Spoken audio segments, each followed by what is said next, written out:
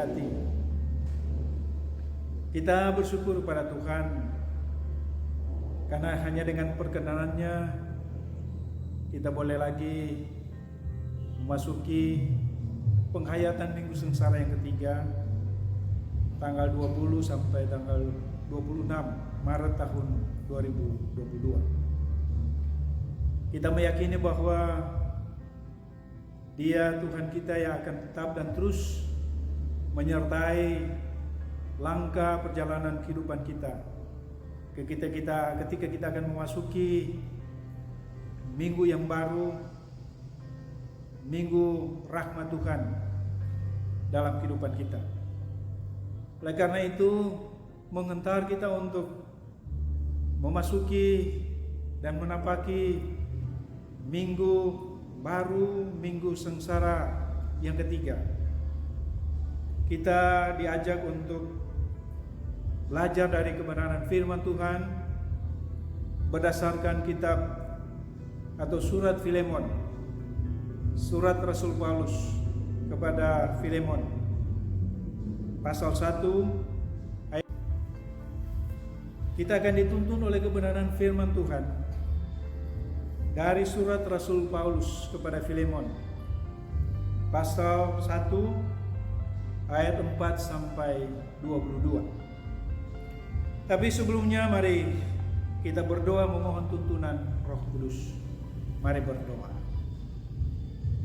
Ya Tuhan, kami mengucap syukur untuk kesempatan dalam ruang waktu yang Engkau anugerahkan bagi kami ketika kami memasuki tahun penghayatan minggu-minggu sengsara. Kami akan dituntun oleh kebenaran firman Tuhan berdasarkan surat Rasul Paulus kepada Filemon pasal 1 ayat 4 sampai 22. Kami bermohon, layakkanlah sekalian kami, baik yang akan menyampaikan firman maupun yang akan mendengar firman. Maka biarlah Roh Kudus yang akan bekerja, yang akan mengendalikan kepikiran kami, sehingga kami boleh memahami secara baik dan benar akan firman Tuhan. Kami bermohon hanya di dalam nama Tuhan Yesus, firman yang hidup. Amin. Saudara-saudara yang dikasihi dan berkati Tuhan, saya bacakan bagi kita semua perikop Alkitab dari surat Paulus kepada Filemon pasal 1 ayat 4 sampai 22 yang ditulis seperti ini. Ada dua judul. Pertama, ucapan syukur, dan kedua, permintaan Paulus pada Filemon mengenai Onesimus. Ayat 4 sampai 22 berbunyi begini. Aku mengucap syukur kepada Allahku setiap kali aku mengingat Engkau dalam doaku, karena aku mendengar tentang kasih-Mu kepada semua orang kudus dan tentang iman-Mu kepada Tuhan Yesus. Dan aku berdoa agar persekutuan-Mu di dalam iman turut mengerjakan pengetahuan akan yang baik di antara kita untuk Kristus. Dari kasih-Mu sudah aku peroleh kegembiraan besar dan kekuatan, sebab hati orang-orang kudus telah Kau hiburkan, saudaraku. Karena itu, sekalipun di dalam Kristus aku mempunyai kebebasan untuk memerintahkan kepadamu apa yang harus engkau lakukan, tetapi mengingat kasih-Mu itu, lebih baik aku memintanya daripadamu. Aku, Paulus, yang sudah menjadi tua, lagi pula sekarang dipenjarakan karena Kristus Yesus, mengajukan permintaan kepadamu mengenai anakku yang kudapat selagi aku dalam penjara, yakni Onesimus. Dahulu memang dia tidak berguna bagimu, tetapi sekarang sangat berguna baik bagimu maupun bagiku. Dia kusuruh kembali kepadamu. Dia yaitu buah hatiku. Sebenarnya aku mau menahan dia di sini sebagai gantimu untuk melayani aku selama aku dipenjarakan karena Injil. Tetapi tanpa persetujuanmu, aku tidak mau berbuat sesuatu, supaya yang baik itu jangan engkau lakukan seolah-olah dengan paksa, melainkan dengan sukarela. Sebab mungkin karena itulah dia dipisahkan sejenak daripadamu, supaya engkau dapat menerimanya untuk selama-lamanya, bukan lagi sebagai hamba, melainkan lebih daripada hamba, yaitu sebagai saudara yang kekasih. Bagiku sudah demikian, apalagi bagimu, baik secara manusia maupun di dalam Tuhan. Karena engkau menganggap aku temanmu seiman, terimalah dia seperti aku sendiri. Dan kalau dia sudah merugikan engkau ataupun berhutang padamu, tanggungkanlah semuanya itu kepadaku. Aku, Paulus, menjaminnya dengan tulisan tanganku sendiri. Aku akan membayarnya, agar jangan kukatakan, tanggungkanlah semua itu kepadamu, karena engkau berhutang padaku, yaitu dirimu sendiri. Ya saudaraku, semoga engkau berguna bagiku di dalam Tuhan. Hiburkanlah hatiku di dalam Kristus. Dengan percaya kepada ketaatanmu, kutuliskan ini kepadamu. Aku tahu, lebih daripada permintaanmu ini akan kau lakukan. Dalam pada itu, bersedialah juga memberi tumpangan kepadaku, karena aku harap oleh doamu aku akan dikembalikan kepadamu. Demikian pembacaan Alkitab. Puji Tuhan. Saudara-saudara yang saya sapa kekasih di dalam Tuhan kita Yesus Kristus, surat Rasul Paulus kepada Filemon ini merupakan surat yang terpendek dari semua surat yang ditulis oleh Rasul Paulus kepada jemaat-jemaat. Surat ini dialamatkan kepada Filemon, yang oleh Rasul Paulus sendiri dia sebut sebagai saudara atau kawan sekerja. Siapa si Filemon ini? Dicatat bahwa dia adalah seorang Kristen yang terkemuka, terpandang dari sisi status sosial di masa itu. Seorang yang berharta, yang dibuktikan dengan banyak memiliki budak. Di masa itu memiliki atau mempunyai budak itu hal yang biasa. Nah, secara umum surat kepada Filemon ini berisi permohonan dari Paulus supaya Filemon berbuat baik. Dan itu dibuktikan dengan kiranya dia boleh berbaik hati kepada Onesimus. Pertanyaan kita adalah, siapa Onesimus? Nah, dicatat bahwa Onesimus ini adalah satu dari sekian budak yang dimiliki oleh Filemon.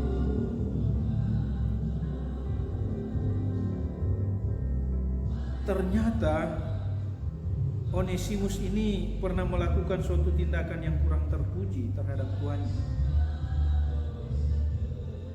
Dia melarikan diri. Bukan cuma itu, tapi juga di dalam pelariannya ini dia membawa serta harta milik dari tuannya, yaitu Filemon. Memang tidak disebut secara rinci apa harta yang dia bawa, tetapi hukum yang berlaku waktu itu adalah melarikan diri dari majikan bagi seorang budak ini adalah suatu kesalahan fatal, karena konsekuensinya adalah bisa dihukum mati. Nah, saudara yang dikasihi Tuhan, dalam pelariannya ini Onesimus, kemudian dia bertemu dengan Paulus. Dan banyak ahli yang sepakat mengatakan bahwa Onesimus dalam pelariannya itu dia ke Roma. Karena itu surat Paulus ini kepada Filemon hanya sepakat mengatakan bahwa ini ditulis oleh Rasul Paulus ketika dia ada di Roma, yaitu ketika dia dipenjara. Kemungkinan besar di situ Rasul Paulus bertemu dengan Onesimus dan Paulus menempa Onesimus.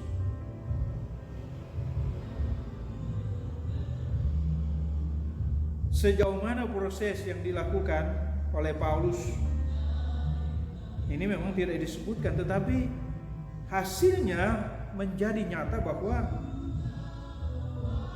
ketika dia sudah bertemu dengan Paulus, dia ditempa oleh Paulus yang pada akhirnya dia menerima Kristus sebagai juru selamat, maka Onesimus menjadi manusia baru. Karena itu dalam surat ini Paulus sangat bangga.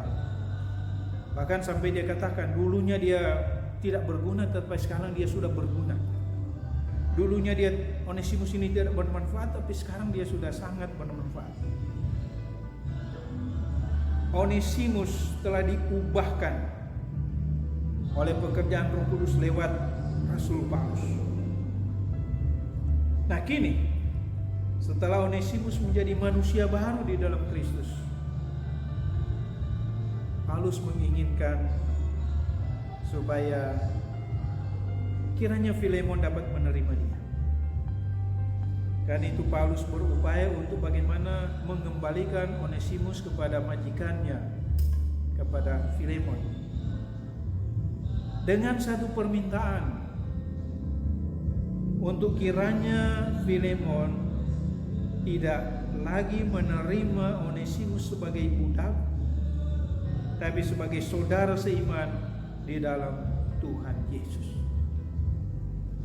Bapak Ibu Saudara yang dikasihi dan berkati Tuhan, pelajaran rohani apa yang boleh kita ambil dari surat Rasul Paulus ini?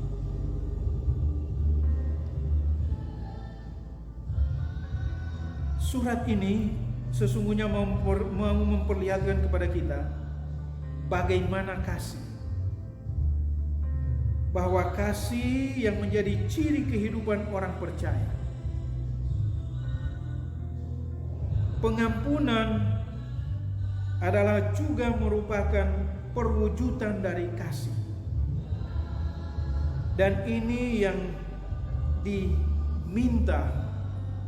Ini yang menjadi permohonan Rasul Paulus, karena dia tahu sesungguhnya siapa ini Filemon, karena dia punya keberanian untuk mau mengembalikan Onesimus kepada Filemon. Kasih sebagai ciri kehidupan orang percaya ini bukan cuma dikata-katakan, tapi yang harus diwujud nyatakan. Nah, dari surat ini mari kita belajar bagaimana kita selaku orang percaya untuk mewujudkan kasih itu. Dalam penghayatan Minggu Sengsara Tuhan kita Yesus Kristus, dalam program kita Gereja Masih Jiwa Rasa, antaranya kita berpuasa diakonal. Sesungguhnya ini mau menunjukkan kepada kita bagaimana kita menyatakan kasih itu kepada mereka yang sungguh-sungguh membutuhkan pertolongan, sungguh-sungguh membutuhkan bantuan kita. Mari orang berdiakoni, karena dengan berdiakoni berarti kasih yang torang sebut-sebut bukan cuma sampai di bibir, tapi juga yang torang lakukan, torang nyatakan dalam kehidupan sehari-hari. Dari surat ini juga kita mendapat pelajaran rohani bahwa mari kita menjadi mediator yang baik untuk setiap persoalan, setiap permasalahan yang terjadi antar sesama, tapi juga lebih khusus antar pelayan khusus. Orang belajar dari seorang Rasul Paulus, mempertemukan mereka yang mungkin pernah terjadi kesalahpahaman, sehingga mungkin sudah muncul bibit-bibit permusuhan. Mari orang menjadi mediator, apalagi orang sebagai pelayan khusus. Hal yang ketiga dari surat ini, kita juga mendapat pelajaran rohani supaya mari orang menjaga kebersamaan sesama warga gereja. Tanggung jawab pelayanan begitu besar. Jika orang hadapi itu dalam kebersamaan, maka pasti, dan saya percaya, tanggung jawab melayani, memberitakan firman, tanggung jawab untuk menjalankan amanat Kristus, kalau itu orang lakukan dalam kebersamaan, maka hasilnya pasti akan maksimal. Pelayanan, kesaksian, dan persekutuan, mari orang lakukan itu di dalam kebersamaan sebagai utusan Tuhan. Bukan sebaliknya orang saling menggigit, saling membenarkan, dan sebagainya. Tapi sekali lagi orang belajar dari surat Paulus kepada Filemon ini. Paulus berupaya untuk baik Filemon maupun Onesimus, bahkan dia sendiri, dalam satu kebersamaan untuk melayani Tuhan. Nah, kiranya firman Tuhan hari ini dan sepanjang minggu yang berjalan ini boleh kita renungkan dan kemudian kita lakukan, kita praktekkan dalam kehidupan kita sehari-hari. Tuhan memberkati. Amin. Mari berdoa. Terima kasih Tuhan, firman sudah diberitakan, firman yang mengingatkan kami sebagai gereja dalam menjalankan amanat panggilan untuk tetap ada di dalam satu kebersamaan sebagai satu tubuh Kristus. Sehingga dengan demikian pelayanan akan lebih maksimal. Hindarkan kami dari saling menggigit, saling membenarkan satu dengan yang lain. Tetapi dari firman hari ini, diingatkan lagi kepada kami agar di dalam kebersamaan melayani Tuhan. Kami bersyukur karena dalam memasuki minggu sengsara Kristus yang ketiga, kami diberikan firman, dan kami percaya firman ini yang akan menuntun, mengarahkan langkah kehidupan kami sebagai gereja. Tolonglah kami, buat kuasa Roh Kudus yang akan bekerja, akan mengendalikan kami dalam wujud menyatakan kebenaran firman di tengah-tengah dunia ini. Inilah doa syukur kami. Kami berdoa hanya di dalam nama Tuhan Yesus yang rela menderita sengsara demi keselamatan kami. Amin. Demikian Bapak Ibu Saudara sekalian, kita sudah mendengar bersama firman Tuhan, dan kita percaya firman ini akan tertanam bertumbuh dan berbuah di dalam kehidupan kita. Tuhan memberkati kita. Shalom, damai di hati.